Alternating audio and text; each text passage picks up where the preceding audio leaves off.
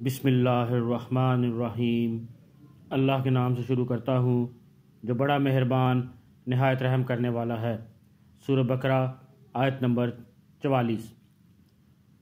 تَأْمُرُونَ النَّاسَ بِالْبِرِّ وَتَنْسَوْنَ أَنفُسَكُمْ وَأَنْتُمْ تَتْلُونَ الْكِتَابَ أَفَلَا تَعْقِلُونَ۔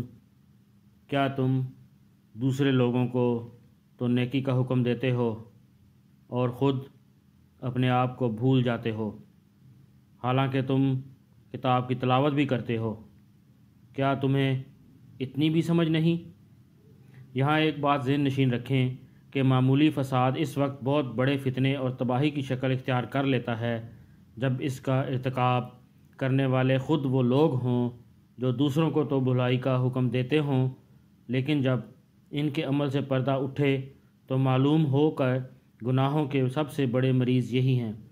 انہیں یاد رکھنا چاہیے کہ قول و فعل کا تضاد اور خلوت و جلوت کا فرق دنیا اور آخرت دونوں کے لیے بہت نقصان دہ ہے۔ دنیا میں تو یہ اس قدر نقصان دہ ہوتا ہے کہ ایک مرتبہ کسی کے متعلق یہ تضاد ثابت ہو جائے تو لوگ زندگی بھر اسے منہ لگانا پسند نہیں کرتے، بلکہ ایسوں کے عمل کو دیکھ کر نہ جانے کتنے لوگ ہمیشہ کے لیے دین ہی سے متنفر ہو جاتے ہیں، اور آخرت میں اس کا نقصان کتنا زیادہ ہے۔